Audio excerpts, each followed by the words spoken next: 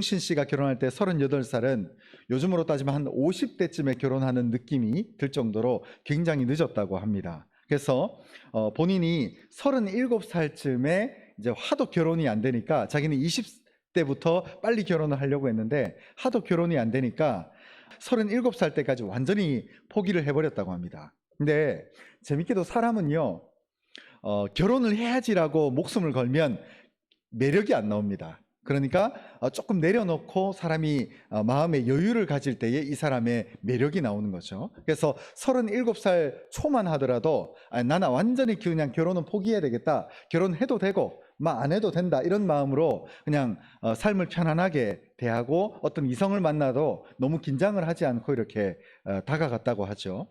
그러고 나니까 37살 때에 지금 현재 아내인 유명한 국가대표 테니스 선수였던 전미라 씨를 만나서 이제 그 다음 해에 결혼을 하는 그런 기회를 얻게 됐다는 거죠. 그래서 저는 이 얘기를 저도 총각 때 이분이 이제 청년 페스티벌이라고 하는 그 토크 콘서트에서 제가 보고 많은 깨달음이 있었습니다. 그래서 저는 윤종신 씨보다는 한 해 빨리 결혼을 했는데 36살쯤에 아예 다 내려놨어요. 내가 목회자긴 하지만 아이고 뭐 결혼 모르겠습니다, 하나님 내려놓습니다, 이런 마음으로 딱 마음을 잡고 나니까 저도 그런 마음을 하나님이 보셔서 그런지 그 다음 해에 바로 결혼을 하도록 하나님께서 인도해 주시는 것을 경험했었던 그런 시절들이 있었다는 것입니다. 저는 단순히 이것이 결혼만 그럴까? 저는 그렇지 않다고 생각을 합니다. 인생 만사가 사실은 우리가 찾아 헤맨다고 찾아오는 게 아니더라고요. 여러분, 솔직하게 우리가 여러분들이 교회를 다니신 분들이 이제 얼마 안 되신 분들도 계시겠지만 나름대로 신앙생활을 했다 하고 하는 분들 가운데 여러분 여태까지 기도하는 대로 전부 이루어졌죠? 그죠? 여러분 믿음 좋으시잖아요, 그죠? 기도하는 족족 다 응답해 주시잖아요, 그죠? 저 산을 명하여 이리로 명하니까 산이 옮겨졌죠? 앞산이 뒷산 됐잖아요, 그죠? 아니죠, 그죠? 그렇진 않아요. 기도하는 대로 다 되진 않습니다. 왜냐하면 내 인생의 주권자가 내가 아니라는 거죠. 그래서 예수를 믿는 이 믿음의 핵심은 바로 하나님이 주권자라는 것을 인정하게 되고 하나님이 모든 인생의 열쇠를 쥐고 있다는 겁니다. 그래서 가끔 어린애들이 이제 학창 시절에 어떤 책들이나 선생님들의 강의나 수업들을 듣게 되면 너의 인생의 주인공은 너 자신이야 라고 얘기하는데 저는 그게 잘 모르고 하는 얘기다 라고 감히 생각할 수 있다는 것이죠. 왜냐하면 우리 인생의 주인공은 내가 아닙니다. 내가 뜻대로 가는 게 아니에요. 그러나 내가 예상하고 내가 꿈꾸고 내가 나아갔던 그것과는 전혀 다른 인생의 길을 가는데 저는 후회가 없습니다. 왜냐하면 하나님이 내 인생의 주권자라는 것을 믿기 때문이라는 거죠. 여러분 한번 생각해 보십시오. 그래서 제가 이 설교를 준비하면서 이런 말을 문장을 한번 써봤습니다. 찾아 헤맨다고 찾아오는 게 아닙니다. 받을 만한 준비가 되었을 때에 찾아온다는 것이죠. 그래서 하나님이 주권자이심을 믿으셔야 됩니다. 내 마음대로 안 됩니다. 때로는 어떤 분들은 내 삶의 문제가 너무 막혀 있으니까 왜 하나님은 나한테만, 왜 이럴 때가 있어요. 그래서 왜 나만이라고 외칠 때가 있는데 아닙니다. 사실 다 말을 안 해서 그렇지 교회에서는 웃고 있지만 다 끓는 포인트가 있습니다. 냄비처럼 팔팔 끓고 있는데 말을 안 해서 그래요. 다 겉으로는 웃고 있지만 각자 마음속 한구석에는 안 되는 이 시험거리, 인생의 문제가 안 풀리는 걱정거리가 늘 있습니다. 그러므로 나만 힘들고 저 사람은 안 힘들 거야 라고 단정하지 마십시오. 다 입을 열고 다 커피 한 잔 기울여 보면 삶의 이 밑바닥에서 오는 답답함, 어떻게 보면 삶의 어려움들이 다 드러나기 마련이라는 거죠. 그러나 우리가 기억해야 될 것은 하나님의 인도하심이 있다. 그리고 하나님의 주권이 있다는 것입니다. 특별히 오늘 본문에 보면 이 한나가 나옵니다. 여러분, 한나야말로 결혼한 지 꽤 됐습니다. 요즘은 참 이 출산을 못하는 부부들이 참 많아요. 그래서 굉장히 어려움을 겪고 있습니다. 정말 우리가 이 시대에 하나님께서 태의 문을 열어달라고 정말 기도해야 합니다. 사실 젊은 세대가 단순히 애를 안 낳고 결혼을 안 한다도 있지만 역으로 따져보면 못하는 것도 은근히 있으니까 못한다라는 말을 못하기 때문에 안 한다라는 것으로 둘러댈 때도 있다는 것을 기억하시기 바랍니다. 그래서 참 힘든 시대예요. 태의 문을 하나님이 열어주시지 않으면 답이 없습니다. 얼마 전에 보니까 참 가슴 아픈 영상이었는데 개그맨 커플이 있는데 결혼한 지 10년이 다 된 거예요. 그래서 인공수정은 고사하고 시험관을 몇 번을 했는데도 어떤 영상을 봤는데 마지막 검사하는 그 병원에서 검사지를 딱 받았는데 결국 안 된 거예요. 그러면서 이제 보통 일반적으로 이제 안 되면 남자들이 보통 아내를 도닥여 주는데 그 부부가 참 애를 안 가진 지 오래되니까 남편이 운전대를 딱 잡았는데 울어버리는 거예요. 너무 슬프더라고요. 여러분, 그 부부는 돈도 많습니다. 집도 잘 삽니다. 강남에 커튼을 딱 제끼면 한강이 보이는 그런 기가 막힌 곳에 집을 놓고 살고 인기도 많아요. 그래서 아이만 있으면 다 행복할 것 같다라고 얘기를 하는데 그 아이 하나를 하나님이 안 주시는 거예요. 심지어 이 부부가 둘 다 크리스찬입니다. 그래서 저는 그 영상을 바라보면서 주님, 아니 저런 부부가 좀 잘 돼야 되잖아요. 주님, 왜 이렇게 하나님 하십니까? 라는 마음으로 기도하게 되더라고요. 저도 굉장히 아픈 것을 느낄 때가 있었다는 것입니다.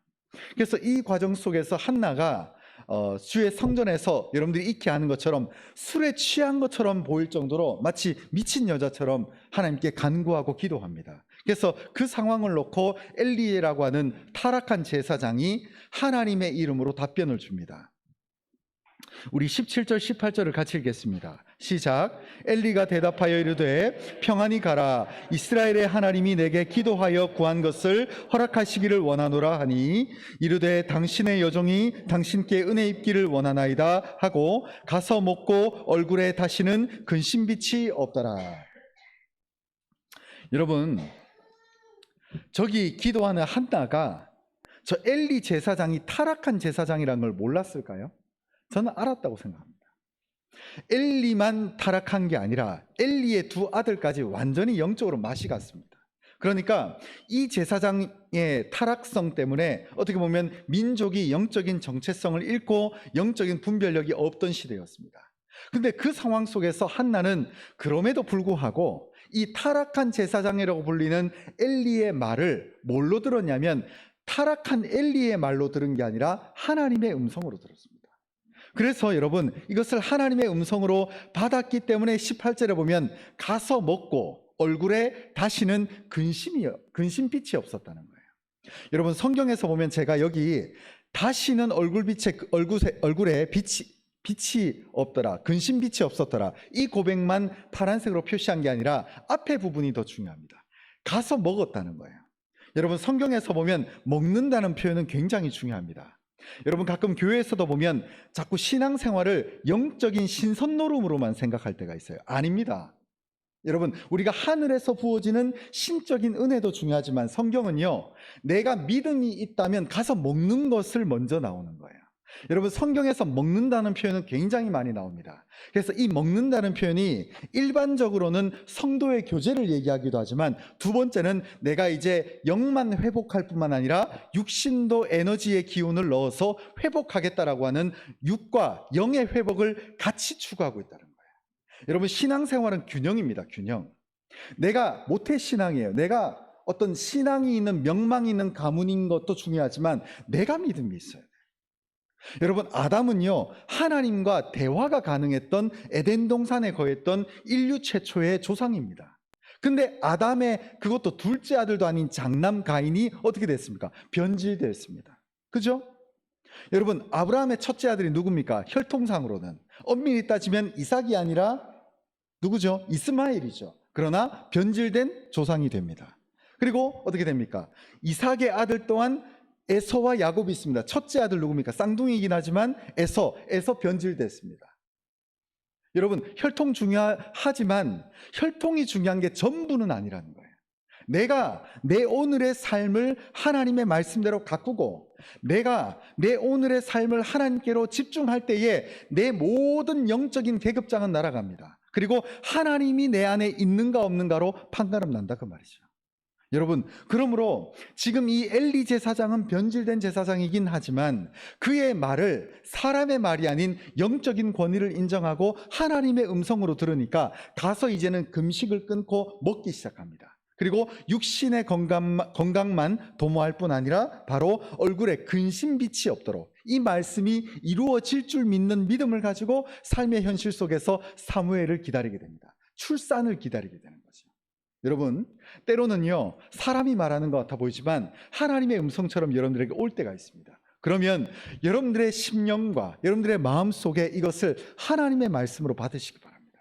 때로는 대상이 변질된 제사장일 수도 있습니다. 때로는 변질된 사람일 수도 있습니다. 그러나 하나님의 음성으로 받고 믿게 되면 그 기도의 응답이 내게 나타나서 하나님의 역사가 놀라운 열매로 맺을 줄 믿습니다. 여러분, 성경에 보면 아버지가 꼭 타락했다고 자식이 변질되는 경우도 없습니다. 그러나 반대로 아버지가 신실하다고 그의 자녀들이 신실한 경우도 별로 없습니다. 핵심은요, 내가 누구의 아들인가, 내가 어떤 직분인가가 중요한 게 아니라 내가 지금 하나님 앞에 바로 서 있는가, 그것이 핵심이라는 거죠. 그래서 19절 20절에 보시면, 19절에 보면 이제 집에 가서 근심빛을 벗어버리고 음식을 먹기 시작하면서 바로 이제 남편인 엘가나와 동침을 하는데, 이제 하나님의 응답의 역사가 그의 한나의 믿음에서부터 구현되기 시작합니다. 그래서 19절에 보면 여호와께서 그를 생각하신지라. 그리고 20절에 보면 한나가 임신하고 때가 이름에 아들을 낳아 사무엘이라 이름하였으니 이는 내가 여호와께 그를 구하였다 함이라.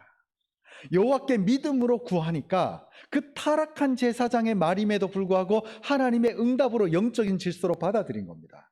그리고 나서 하나님께서 그에게 믿음 있음을 보시고 역사하시고 나타나시고 구현해 주셨다는 거죠. 여러분, 이런 거 가만히 보면 하나님께서 우리의 삶을 예정해 주시기도 하지만, 여러분, 우리의 삶 가운데 믿음으로 사는 것이 참 중요하다는 생각을 합니다. 여러분, 믿음으로 사셔야 됩니다. 여러분, 상상 속의 믿음이 아닙니다. 잘 되겠지, 적당히 시간 지나면 또 될 거야가 아니라 확실한 믿음을 가지고 될 줄로 믿고 믿음으로 돌파가 이루어져야 된다는 거죠. 여러분, 하나님은 이 믿음을 받으십니다. 눈에 보이는 대로 다 반응하지 마십시오. 하나님의 역사는 눈에 보이는 것으로만 반응하시는 분이 아니라는 것입니다. 여러분, 참 좋잖아요. 하나님이 모세야, 너 이제 지팡이를 잘 이렇게 깎아라, 예쁘게 가다듬으라. 이제 내가 지팡이를 가지고 바다를 가를 건데 우리 한번 밤에 시뮬레이션을 해보자 라고 하면서 바다가 쭉 갈라지는 것을 보여주면 참 좋잖아요. 그런데 애국 군대가 쫓아옵니다. 죽이려고 달려들고 오죠. 앞은 바다입니다. 아무 디딜 곳이 없는 거예요. 하나님 왜 이러십니까? 왜 우리를 군사적인 논리로 따져보면 완전히 자살 특공대와 다름이 없잖아요. 완전히 죽는 상황입니다. 앞은 물이고 뒤에는 군대가 쫓아오고. 근데 이 상황 속에서 하나님의 음성이 그로 하여금 지팡이를 들어라, 그리고 바다를 치라고, 앞에 망망대고 뒤에는 죽이려고 달려오는 창과 방패로 무장된 군대가 쫓아오는데 그제서야 하나님이 피할 길을, 바다를 갈라버리시는 거죠. 여러분, 하나님은 다 들려주지 않습니다. 때로는 하나님이 우리에게 시험하실 때에, 여러분, 시험 칠 때 선생님이 답을 다 알려주면 그게 시험인가요? 그렇지 않죠. 때로는 위기에 봉착합니다. 때로는 어려움에 봉착해요. 그러나 그 어려움을 통해서 믿음의 돌파가 나오는 거죠. 여러분, 눈에 보이는 대로 반응하지 마시기 바랍니다. 그래서 오늘 이 한나가 사무엘을 낳을 만한 믿음의 세 가지 모습을 우리가 한번 본받아 볼까 합니다. 첫 번째는요, 한나는 사무엘을 낳고 하나님께 준비된 모습으로 나갑니다. 이 아이를 7일 동안 이렇게 정결의식을 가진 다음에 8일째에 하나님께 드리려고 합니다. 그래서 23절에 보면 그를 젖되기까지 기다리라, 오직 여호와께서 그의 말씀하신 대로 이루시기를 원하노라 하니라. 이에 그 여자가 그의 아들을 양육하며 그가 젖되기까지 기다리다가, 여러분, 이것은요 22절에 보면 여호와 앞에 뵙게 하고 거기에 영원히 있게 하리다. 여러분, 자식을 힘들게 낳았잖아요. 결혼한 지 수년이 됐는데도 자식이 없었어요, 한나는. 근데 그 상황 속에서 힘들게 낳은 아이를 내 품에 품고 싶지 않겠어요? 빨리 여러분, 아이를 이렇게 어떤 성전의 직무를 보기 위해서 보내는 것은 말도 안 되잖아요. 근데 한나가 뭘 소원했냐면 이 아이를 놓자마자 하나님께 드리겠나이다라고 소원을 한 거예요. 그리고 그 아이를 낳고 정결의식이 끝나자마자 하나님의 품으로 드립니다. 사람들의 소문에 타락했다라고 하는 엘리 제사장, 타락했다고 들리는 그 엘리 제사장의 두 아들이 있음에도 불구하고 지금 한나는 하나님께 자신의 아들을 아예 드려버리는 거예요. 여러분, 우리가 교육 중요하잖아요. 교육. 그래서 좋은 곳에, 우리 흔히 말하는 강남 8학군, 요 대구에 보니까 여기 수성구가 아주 학군이 아주 강하더라고요. 그래서 많은 대구에 있는 사람들이 자식이 있으면 이 수성구로 애들을 보내고 싶어 하지 않겠어요? 학문 수준이 좋으니까. 그래서 그런 수준을 따져본다면 여러분, 이 한나는요 걱정되기도 합니다. 힘들게 낳은 이 아이가 거기에 가서 잘할 수 있을까? 저기 변질된 엘리 제사장 밑에서 신실한 믿음을 추구할 수 있을까? 그러나 한나의 눈에는 엘리 제사장이 보이지 않는 거예요. 내가 너를 하나님의 품으로 보낸다. 하나님의 직무를 감당하거라. 네가 비록 레위 지파도 아니고 네가 비록 제사장도 아니게 될 거지만 하나님을 위해서 온전히 헌신해라. 그 믿음과 그 마음 때문에 이 한나의 아들이었던 사무엘이 나중에 초대왕인 이스라엘의 초대왕이었던 사울과 또 위대한 왕이었던 다윗의 머리에 기름 부을 수 있는 은혜의 역사를 그에게 하나님이 베풀어 주신다는 거죠. 여러분, 환경이 참 중요합니다. 그러나 환경보다 더 중요한 것이 있는데 내 속에 하나님이 있는가? 그것이 더 중요하다는 것이죠.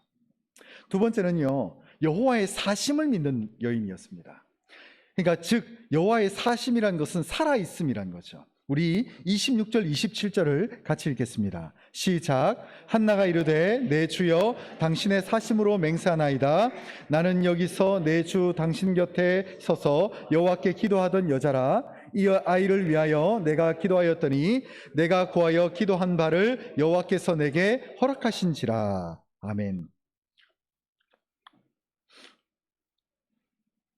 여기서 사심이라고 하는 것은 살아있음을 믿는다는 겁니다. 근데 여러분, 놀랍게도 한나는요 여호와의 살아있음을 믿었는데, 내가 여호와의 살아있음을 믿는다는 것은 뭘로 연결되냐면 하나님께서 내 기도에 응답해 주셨다는 것을 믿는다는 거예요. 그래서 제가 굳이 공식을 따지면 믿음의 공식은 뭐냐? 내가 하나님의 살아계심을 믿는다. 그것은 하나님이 내 기도에 대해서 응답해 주실 것을 믿는다는 믿음이죠. 여러분, 그 믿음으로 살고 계신가요? 하나님을 믿긴 믿어요. 살아계심은 알겠어요. 그런데 기도할 때마다 한풀이 기도만 할 때가 있거든요. 제가 그랬었습니다. 어떤 기도 제목을 놓고 믿음이 없어요. 늘 그냥 잘 되겠지 뭐. 잘 될 거야. 늘 약간 여러분, 영적인 기도에도 패배의식이 있습니다. 왜 제가 가끔 기도할 때마다 성경 기도가 멈출 때마다 내가 오늘 1시간 기도하려고 앉으려고 했는데 10분 기도하니까 마음에 염려만 있고 기도가 안 돼요. 그러면 제가 성경책을 펴라고 하는 이유가요, 상념에 잡혀서 허망한 기도만 반복할 수 있다는 거예요. 어떤 분들은요 상념에 빠진 실망적인 기도를 수십 년 동안 하는 분들도 있습니다. 믿음이 없어요. 아니, 하나님께 기도는 하는데 믿음이 없어요. 하나님께 간구는 하는데 될 줄 믿지를 못해요. 아니라는 거죠. 여러분, 하나님의 살아계심을 믿는다는 것은 내 기도에 응답해 주실 주님을 믿는다는 겁니다. 여러분, 믿음으로 사셔야 됩니다. 허망한 시절을 보내셔야 돼요. 허무한 시절을 날리셔야 돼요. 패배주의를 보내셔야 돼요. 하나님은 승리케 하십니다. 여러분, 믿음이 있어야 될 거 아니에요. 내가 하나님을 위해서 뭘 했나? 제가 올 초에 저에게 주시는 하나님의 음성이 그런 거였습니다. 주영아, 하나님을 위해서 뭘 해라. 너가 상념적으로, 철학적으로, 사상적으로 하나님 믿는다고 껄떡거리지 말고, 네가 믿는다고 하면은 그 가치를 한번 보여봐라. 헌신 한번 해봐라. 너가 기도는 하잖아. 여러분, 새벽기도 저 많이 합니다. 근데 문제는 기도를 암만 많이 해도 하나님의 살아계심을, 사심을 못 믿고 살아갈 수가 있다는 거예요. 여러분, 열매가 있어야 될 거 아니에요. 여러분, 우리가 새벽에 잠언을 봅니다마는 하나님께서 우리에게 뭘 제공하시냐면 두 가지를 제공하시는데, 하나는 생명을 주신대요. 장수의 축복, 은혜의 역사, 살아계시는 생명의 호흡을 우리에게 부어주십니다. 근데 거기서 안 끝나요. 하나님을 향한 믿음이 우리로 하여금 장식이 되게 하겠다는 거예요. 장식. 이 장식이 뭐냐면, 사람들이 저 사람은 지나가다 봐도 장식을 달고 있으니까, 나는 하나님의 사람이라는 장식을 가지고 있으니까 저 사람 믿음 좋더라. 죄송합니다, 마이크. 저 사람 믿음 좋더라. 저 사람은, 다른 사람들은 전부 부정적인 얘기를 하는데 저 사람은 하나님이 살아계심을 믿더라. 이런 차이점이 있어야 될 거 아니에요. 늘 패배하고 늘 실패하고 늘 안 된다가 아니라, 하나님의 살아계심을 믿는다면 수년 동안 자식이 없어서 여러분, 이 여인의 마음이 얼마나 비통했겠습니까? 근데 이럼에도 불구하고 이 여인이 뭐라고 합니까? 나는 하나님의 사심을 믿는다는 거예요. 살아계심을 믿는다는 거예요. 그리고 응답해 주신 주님을 내가 이제는 믿고 모든 고민과 염려를 주님 앞에 다 내려놓겠습니다. 이 고백이 나온다는 거죠. 여러분, 기도해도 패배주의에 빠질 수 있습니다. 기도해도 열매가 없을 수도 있어요. 왜? 믿음이 없으니까. 그래서 기도를 철학적으로, 이념적으로, 사상적으로만 하는 분들이 있어요. 아니에요. 열매가 있어야 돼요. 열매가. 너 주님을 위해서 뭘 했니? 여러분, 머릿속으로 믿지 마십시오. 하나님을 향한 열매, 그 과실, 하나님을 향한 그 열매의 결실을 우리에게 맺어 나가야 된다는 거죠. 그리고 세 번째는요, 이 사무엘을 주님의 사역, 즉 성전 봉사를 위해서 아예 바쳐버립니다. 그래서 28절에 보면 그러므로 나도 그를 여호와께 드리되 그의 평생을 여호와께 드리나이다 하고 그가 거기서 여호와께 경배하니라. 참 이게 재밌는 게 우리가 이제 출애굽기를 쭉 보고 있지만 이스라엘 백성들이 출애굽을 하고 나서 처음 이제 성막을 지었을 때에 성막에 그때 당시에는 레위 지파가 별도로 구성되기 전에는 이스라엘 전 민족 가운데 각 집안마다 장자를 소환해 가지고 성전의 직무를 맡긴 거 여러분 아시나요? 그러니까 여러분, 이게 단순히 한나가 지금 이 사무엘을 얻고 난 다음에 아내가 영적으로 찌릿찌릿 따끔따끔 감동을 받아서 자식을 드리는 게 아닙니다. 율법을 지키겠다는 거예요. 여러분, 율법을 아셔야 됩니다. 가끔 요즘은 복음을 강조한 나머지 율법을 너무 무시하는 경우가 있는데 아니에요. 오늘날 21세기를 사는 유대인들의, 이스라엘 사람들의 율법을 생각하라는 것이 아닙니다. 성경에 나와 있는 출애굽기부터 바로 여호수아, 신명기까지 출애굽기, 레위기, 민수기, 신명기에 나오는 하나님의 법을 묵상해 보십시오. 지금 유대인들이 알고 있는 형식주의적인 신앙이 절대 아닙니다. 얼마나 진실하게 자기의 백성들을 보호하시고 그 복음의 메시지를 통해서 오늘날 우리에게 주시는 영적인 능력의 역사가 있다는 것이죠. 그래서 여러분, 놀랍게도 한나는 그 출애굽 이후에 성막에다가 자신의 장자를 헌신했던 그 율법을 기억했던 거예요. 그래서 그 법을 내가 하나님께 너무 감사해서 헌신함으로 이 금쪽 같은 내 새끼, 이 금지 오겹 같은 내 아이를 하나님께 바치겠다라고 드려버리는 겁니다. 기가 막힌 헌신의 역사가 있는 거예요. 여러분, 제가 전에도 얘기하지만 여러분, 혹시나 여러분 교회에서 11조나 감사헌금이 내 신앙이 이렇게 빛난다, 내가 다른 사람들에게 내 신앙을 드러내기 위해서 감사, 헌신, 11조 할 거면 안 해도 전혀 무관합니다. 안 하셔도 괜찮아요. 그러나 단돈 10원을 하나님께 드린다 하더라도 감사하는 마음으로 드리시기 바랍니다. 그걸 하나님이 받으십니다. 근데 우리의 형식은 11조도 늘 형식화되어 있어요. 감사도 형식화되어 있어요. 그래서 내가 자꾸 그게 굳어지면 뭐가 되느냐, 교회에서 계급장처럼 돼요. 내 공적을 따지고 앉아 있는 거예요. 내가 교회 이만큼 헌신했는데. 아니요, 감사하는 마음과 겸손의 마음으로 헌신할 때에만 하나님의 역사가 그 재물에 기름 부음이 있지. 여러분, 가인과 아벨의 제사가 그렇잖아요. 똑같이 자신의 첫 소산물을 드렸습니다. 그런데 가인은 감사하는 마음이 없었어요. 내가 그냥 떼약볕에 열심히 노동해서 곡괭이질해서 삽질해서 그래서 마지못해 드리는 그 예물이었어요. 그래서 그것을 하나님의 불이 임할 줄 알았는데 올려놨는데 어떻게 됩니까? 하나님의 불이 임하지 않는 거예요. 근데 아벨은 첫 새끼, 아주 예쁘고 여리고 첫 나온 새끼 양들 중에서도 가장 존귀하고 정결한 애를 선별한 다음에 하나님께 드립니다. 그러자 하나님께서 아벨의 제물은 기쁘게 받으셨어요. 여러분, 저 낙원교회 담임하고 있지만 여러분들이 복받아야 저도 복받는 거 아니겠어요? 그러면 여러분들이 드리는 제물의 양이 중요한 게 아닙니다. 감사함으로 드리시기 바랍니다. 그래야만 그 제물이 가인의 제물이 아니라 아벨의 제물로 승화될 수 있다는 거죠. 그래서 여러분, 때가 이르면 성도들의 원한을 주님께서는 풀어주십니다. 우리 다니엘서 7장 22절을 같이 읽겠습니다. 시작. 옛적부터 항상 계신 이가 와서 지극히 높으신 이의 성도들을 위하여 원한을 풀어주셨고 때가 이름에 성도들이 나라를 얻었더라. 아멘. 참 저는 다니엘서를 좋아하는데요, 언젠가 그때가 되면 지금 여러분들이 가지고 있는 눈물과 그 원한과 아픔과 그 슬픔을 닦아주실 겁니다. 여러분, 믿음을 포기하지 마십시오. 제가 지난주도 말씀드렸습니다마는 포기는 사람이 할 수 있는 가장 단순하고 가장 원초적이며 가장 쉬운 길입니다. 포기는 쉽습니다. 기도 1년 내도록 내가 기도 열심히 해야지, 올해는 2024년에 내가 이 기도 제목 놓고 기도해야지 했는데 그만 2월 달쯤 되니까 그냥 풀려버리는 거예요. 이제 봄철도 다가올 것 같고 날도 좀 따뜻해지니까 그냥 기도를 놔버린다. 아니요. 포기하지 마십시오. 때가 이름에 거두게 될 줄 믿습니다. 여러분, 때로는 인생을 살아가다 보면 우리가 먹구름에 잡히는 느낌이 있어요. 여러분, 이번 한 주간 비도 많이 오고, 그죠? 하늘도 먹구름이 많아서 지금도 이렇게 보면 하늘이 파란색이 아니라 하얗게 보이죠. 거무튀튀합니다. 그러나 제가 한번 질문해 볼까요? 그렇다고 해서 우리가 지금 당면한 저 하늘이 정말 하얀색이고 거무튀튀한 하늘인가요? 그렇지는 않습니다.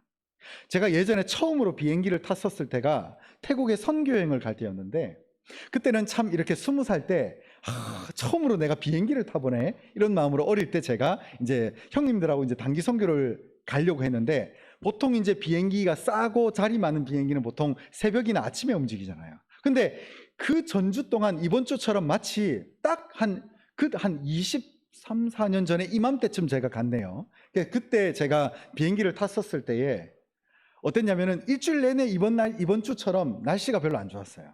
안 좋다 보니까 저는 처음 비행기를 타니까 걱정이 돼서, 혹시 태국에 갔는데도 여전히 날씨가 안 좋으면 어떡하지? 괜한 마음에 그냥 이번 또 가면은 이제 태국이 우기라고 하니까 비가 많이 오겠구나라는 마음에 선교도 열심히 해야 되는데 날씨를 보니까 좀 걱정이 되더라고요. 근데 아니나 다를까 재밌는 것이 뭐냐면, 그래서 걱정되는 마음에 비행기를 타고 이제 수속을 밟고 비행기를 타서 이제 이륙을 하는데, 비행기 타보신 분들은 알겠지만 딱 45도로 쭉 올라갑니다. 그죠? 쭉 올라가는데 구름을 뚫고 올라가더라고요. 그게 제게는 처음 비행기를 탔을 때 너무 신기한 거였어요. 근데 그 거무튀튀한 일주일 동안 어두웠던 구름을 뚫고 딱 올라갔는데 하늘이 너무 맑은 거예요. 제가 깜짝 놀랐어요. 아니, 일주일 내내 비가 왔다가 났다 하면서 하늘이 먹구름이고 이번 선교 잘 될까 안 될까를 고민했었는데, 구름만 딱 뚫고 올라가니까 하늘이 완전히 파랗고 쨍하고 햇빛이 강력하다는 것을 그때 알았습니다. 여러분, 제가 왜 이런 얘기를 할까요? 지금 여러분들의 인생 가운데 때로는 먹구름이 있을 수 있습니다. 그래서 하늘이 하얀 거 아이가? 하늘이 늘 거무튀튀한 거 아이가? 이렇게 살아갈 때가 있어요. 근데 실제 우리가 보는 하늘이 그게 전부입니까? 아니죠. 먹구름은 올 때도 있지만 지나갈 때도 있습니다. 여러분, 내가 지금 현재 먹구름 안에 있다고 해서 하늘 자체가 먹구름 자체라고 보지 마십시오. 하늘은 파랗습니다. 하늘의 태양은 밝습니다. 강렬합니다. 이 아무리 구름으로 잠시 가려져 있어도 하늘의 빛을 막을 데가 없고, 이 먹구름은 우리 인생 가운데 365일 가운데 영원하지 않습니다. 조금만 지나면 맑은 하늘이 있고, 조금만 지나면 밝은 태양빛이 대지를 비출 것입니다. 여러분, 지금 혹시 여러분 가운데 먹구름 가운데 있는 분이 있다면, 여러분, 그것이 하늘의 전부라고 착각하지 마십시오. 세상에 하나님을 믿지 않는 사람들은 인생은 네가 주인공이다, 사람을 믿지 마라, 사람은 안 변한다, 너 자신을 사랑해라, 거짓말입니다. 하늘을 모르기 때문에 먹구름 안에 있으니까 사람은 안 변한다 이 소리 합니다. 사람 변합니다. 기다려 보십시오. 인생은 바뀝니다. 여러분, 기도로 심어 보십시오. 상황이 바뀌는지 안 바뀌는지. 믿음이 없으니까 안 바뀌는 겁니다. 믿음을 내려놓으니까 역사가 없는 겁니다. 믿어 보십시오. 하나님의 주권을 믿고, 지금 당장은 내 인생에 먹구름이 있는 것 같아 보이지만 그것은 영원한 하늘도 아니고 그것은 하늘의 실체도 될 수 없습니다. 세상에 하나님을 믿지 않는 사람들은 조그만 어려움을 겪고 조그만 나라가 뒤숭숭하면 하나님이 없네, 하나님 대한민국 보호하지 않네, 기독교 안 갈란다, 교회 안 믿을란다 라고 얘기합니다. 그러나 그것은 먹구름만 보고 포기한 사람들. 제가 아까 얘기했죠. 포기는요 가장 쉬운 선택지입니다. 그것은 신앙에도 초짜고 인생에도 초짜들입니다. 가장 빨리 포기하고 가장 빨리 내려놓고 가장 빨리 놔버립니다. 그러나 하나님을 아는 자, 하늘이 파랗다는 것을 믿는 사람들은 잠시 먹구름 왔다고 포기하지 않습니다. 먹구름 언젠간 지나간다. 이 어려움 하나님께서 반드시 응답해 주실 줄 믿는다라고 하는 우리의 삶의 고백이 드러날 수 있도록 우리의 삶을 가다듬으시기 바랍니다. 그래서 여러분, 때가 되면 선을 위해서 행했던 모든 것을 하나님이 거두게 하실 줄 믿습니다. 갈라디아서 6장 9절에 이렇게 말합니다. 우리가 선을 행하되 낙심하지 말지니 포기하지 아니하면 때가 이름에 거두리라. 여러분, 포기하지 마십시오. 부탁드리겠습니다. 여러분, 포기는요 가장 신앙의 하수들이 나는 가장 쉬운 선택지입니다. 포기는요 아무나 합니다. 어린 애들도 포기 잘합니다. 그러나 진짜 믿음이 있는 사람은 버텨내는 겁니다. 결론의 말씀을 드리겠습니다. 첫 번째는요, 내가 생각하는 이때와 하나님이 생각하시는 이때가 다름을 인정해야 됩니다. 때로는 기도합니다. 나는 이때 들어주십시오. 지금 당장 먹구름을 날려주십시오. 라고 얘기할 때가 있습니다. 그러나 안 될 때도 있습니다. 그러나 조금만 더 기다리고, 조금만 더 참고, 조금만 더 하나님의 때를 묵상하고 있으면 하나님이 생각하시는 그 때가 우리의 삶 가운데 이때로 바뀔 줄 믿습니다. 두 번째 결론의 말씀은 여호와의 능력과 이름, 그의 위엄을 의지하면 반드시 창대하게 됩니다. 미가서 5장 4절을 우리 같이 한번 읽겠습니다. 시작. 그가 여호와의 능력과 그의 하나님 여호와의 이름의 위엄을 의지하고 서서 목축하니 그들이 거주할 것이라. 이제 그가 창대하여 땅끝까지 미치리라. 아멘. 여러분, 하나님의 이름을 믿으시기 바랍니다. 여호와의 사심을 믿으시기 바랍니다. 그의 능력을 의지하고 그의 위엄을 의지하면 내 때가 아닐 수도 있습니다. 내가 생각하는 이 때가 틀렸을 수도 있습니다. 그러나 포기하면 거기서 끝입니다. 더 이상 앞으로 가능성은 없습니다. 그러나 끊임없이 믿음으로, 끊임없이 얼굴에 근심빛을 날리면서, 내게 끊임없이 육체의 강건함을 도모하면서 하나님의 소망을 두고 하나님의 믿음을 향해서 끊임없이 도전해 나갈 수 있는 우리의 심령들이 되기를 주님의 이름으로 소망합니다. 마지막으로 세 번째는요, 그러므로 약속의 말씀을 붙들고 흔들리지 않기를 소망합니다. 여러분, 신명기 30장 9절 제가 파란색으로 두 가지 부분을 표시했죠. 그의 명령과 규례를 지키고 내 마음을 다하며 뜻을 다하여 내 여호와께로 돌아오라는 거예요. 그렇게 되면 저 밑에 보시면 너를 다시 기뻐하사 내게 복을 주시리라. 여러분, 하나님의 말씀을 지키십시오. 말씀으로 돌아오십시오. 여러분들이 말씀을 묵상하고 내가 말씀 속에 잠겨서 그 하나님의 말씀의 능력을 도모하게 되면 여러분, 패배주의, 허무주의, 허무함, 허무맹랑함 전부 다 이겨낼 수 있습니다. 말씀은 살아있게 합니다. 하나님의 말씀은 살아있고 운동력이 있습니다. 죽은 말씀이 아닙니다. 수천 년 전에 사장된 그 말씀이 아니라 오늘 지금 내게 당장 나타나는 능력의 역사가 우리의 삶을 강건케 하고 우리의 삶을 힘있게 하고 우리의 삶의 소망으로 우리의 삶을 채워주게 되는 그 능력의 역사가, 그 응답의 역사가 반드시 나타날 줄 믿습니다. 기도하겠습니다.